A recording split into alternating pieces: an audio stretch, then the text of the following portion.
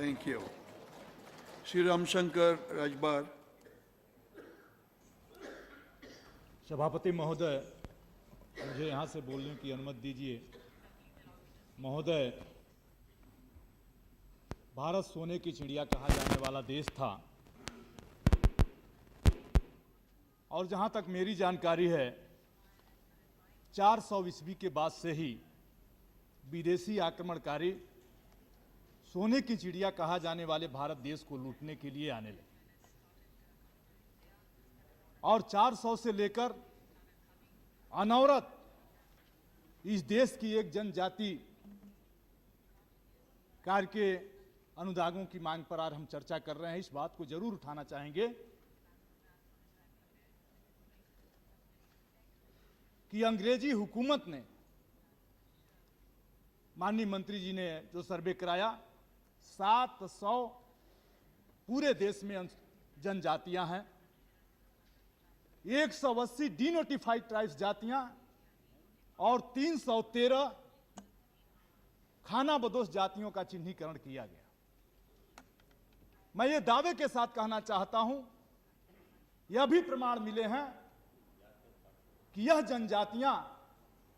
पहले तो लोकतंत्र नहीं था, कबीलों के रूप में भी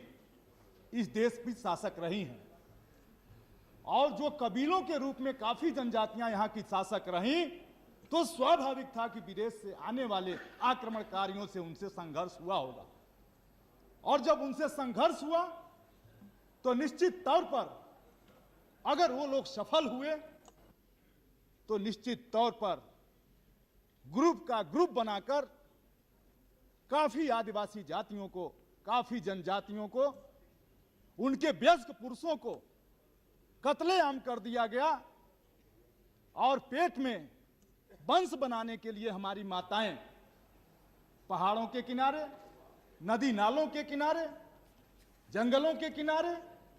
जाकर बसी। सबूत के तौर पर कहना चाहता हूं,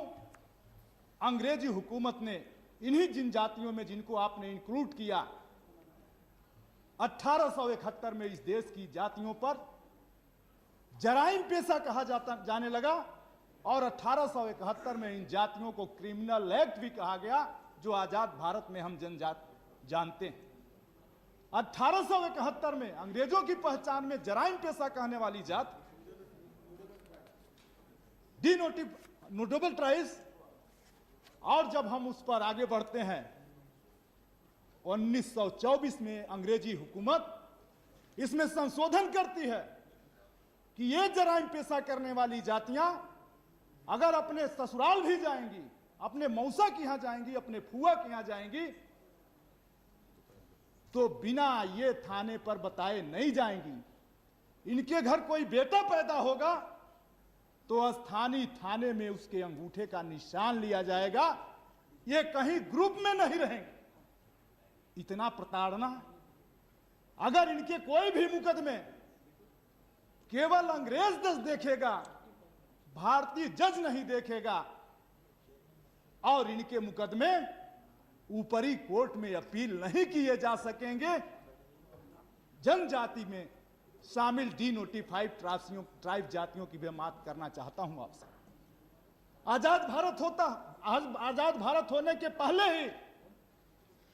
इस देश में एक कमेटी बनती है, जहां तक मेरी अगर ठीक जानकारी है तो केरल के जज कोई अय्यर साहब के नाम से एक कमेटी बनती और उस कमेटी ने यह रिपोर्ट दिया कि चूंकि इन जातियों को क्रिमिनल एक्ट में निरुद्ध किया गया है, गाली पड़ रही है, जराइम पेशा कही जाने वाली जातियां हैं, इसलिए सबसे पहले इन जातियों को इस धारा से मुक्त किया जाए। अगर ये घुमंतु हैं, अनुसूचित जनजात में और अस्थायी निवास करती हैं, तो अनुसूचित जात में इंक्लूड किया जाए। मैं अदब के साथ कहना चाहता हूं,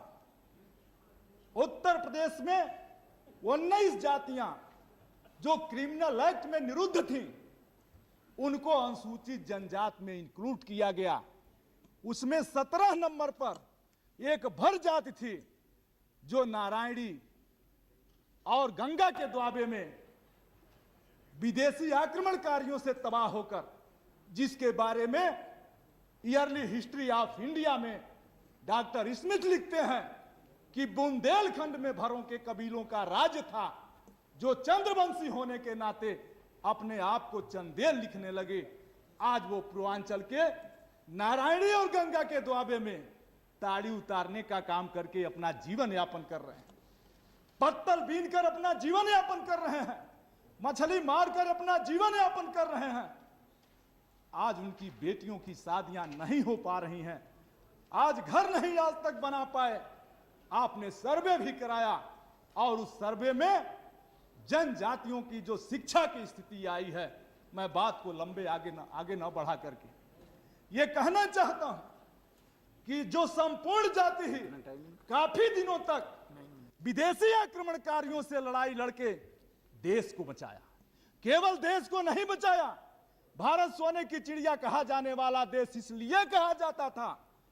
कि हजारों वर्षों तक विदेशी आक्रमणकारियों के आने के बावजूद भी यहां की संस्कृति को नहीं मिटा पाए, यहां की सभ्यता को नहीं मिटा पाए।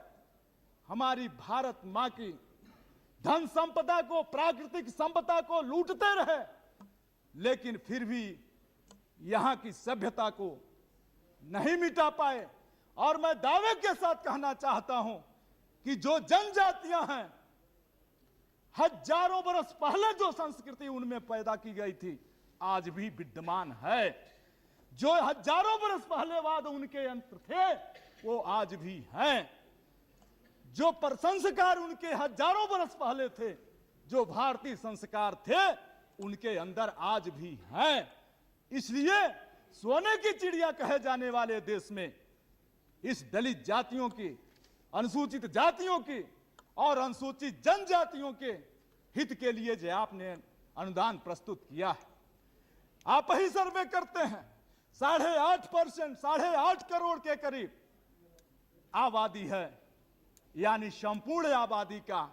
8.2% अंश होता है अनुसूचित जनजाति का। और इस जनजाति में हम जो बजट खर्चा कर रहे हैं, विकसित भारत बना लेंगे, लेकिन झोपड़ी वाला भारत दिखेगा, पैसे के अभाव में बेटी की शादी न कर पाने वाला भारत दिखेगा। विकास की योजनाएं हम बनाएंगे। माननीय सभापति महोदय, आपके माध्यम से मैं मंत्री जी से कहना चाहता हूं, योजनाएं बनाने में कहीं कोई भी संदेह नहीं है, लेकिन जब योजनाएं बनती हैं, दावे के साथ कहना चाहता हूं, बिजली का पोल लगना शुरू होता है, गरीबों का मोहल्ला आते आते तार और पोल खत्म हो जाता है, राशन कार्ड बनने लगता है, गरीबों का मोहल्ला आते आते बंद हो जाता, खत्म हो जाता है। मैं कहना चाहता हूं कि डिनोटिफाइड ट्राइब्स जातियों की जो गणना माननीय मंत्री जी ने, आपके विभाग ने की है, मैं मांग करता हूं कि अब से भी देख लें कि अनुसूचित जनजातियां जो 1952 तक, जिनके लिए एक दो नहीं, जिन जातियों को सुधार के लिए एक दो नहीं, criminal type act 1871, criminal type act 1911, criminal type act 1924, criminal type act 1952 जो रिफाइन करके किया गया, और शेड्यूल टाइप एक्ट 1950 से लेकर तमाम कम से कम 20 एक्ट इस पर बने हैं। और दावे के साथ कहना चाहता हूं कि जीओ नंबर 8991/XSBI 705 1959 12 मई 1961 को जो भर जात जब विमुक्त जाति है, तो उत्तर प्रदेश की सरकार विमुक्त जात का सर्टिफिकेट भी देती है। लेकिन अभी आपकी इस किताब को मैंने पढ़ा, इसमें भर जात कहीं भी डिनोटिफाइड ट्राइब्स की सूची, इंक्लूडेड डिनोटिफाइड ट्राइब्स जनजाति में नहीं है। मैं आपसे मांग करता हूं कि इसे देखना चाहिए। दूसरी मैं मांग अंत में करना चाहता हूं, सभापति महोदय 1 मिनट का आपसे टाइम लूंगा। अगर हम सचमुच में जनजाति जातियों को उठाना चाहते हैं, तो सबसे पहले उनके कल्चर से संबंधित प्रोग्राम लेकर उनके कल्चर से अवगत होने वाले प्रोग्राम लेकर उनके बीच में जाना होगा, उनसे संबंधित कार्यक्रम लेकर जाना होगा। आप उनके बच्चों को पढ़ाते हैं और उनके बच्चे किस भाषा में पढ़ना चाहते हैं इसका हमने इंतजाम किया है, क्योंकि भारत, राजस्थान का जो जनजातीय समूह है, उत्तर प्रदेश का जो जनजातीय समूह है और गोवा का जो जनजातीय समूह है, उनकी मातृभाषा में जब आप अपने प्रोग्राम को लेकर जाएंगे तब वो आपके प्रोग्राम से अवगत होंगे। नहीं तो वहां भी अंग्रेजी बोलकर चले आएंगे तो आपके प्रोग्राम ले जाने वाले तो मालो माल हो जाएंगे, लेकिन जिनके लिए आपने प्रोग्राम दिया है उनको कुछ नहीं मिलेगा। इसलिए मैं चाहूंगा कि उनकी भाषा में ले जाएं, उनके स्वास्थ्य के लिए, उनके शिक्षा के लिए। आप, मैं कहना चाहता हूं, आपने सर्वे कराया है, गांव का सर्वे कराया है, लेकिन सुझाव के तौर पर कहना चाहता हूं कि अभी सर्वे कराइए कि जहां इनका समूह बसता है वहां पर 1 इंच भूमि भी विद्यालय के नाम पर छोड़ी गई है। 1 इंच भूमि भी वहां विद्यालय के नाम पर नहीं है। गरीबों के मोहल्ले में विद्यालय के नाम पर जमीन भी नहीं है, बनाएंगे कहां? गरीब जो जनजातीय समूह है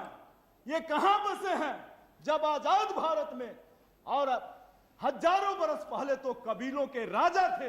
लेकिन संपूर्ण सदन से कहना चाहता हूं, सभापति महोदय के माध्यम से, सभापति महोदय के माध्यम से, कि आज ये जनजातीय समाज कहां बसा है? इलाके के भीटा पर बसा है, पोखरा पर बसा है। जहां बसा है वहां भी उसकी भूमि, उसके नाम से वह भूमि नहीं है, इसलिए वह तबाह होता है। और अंत में यह कर,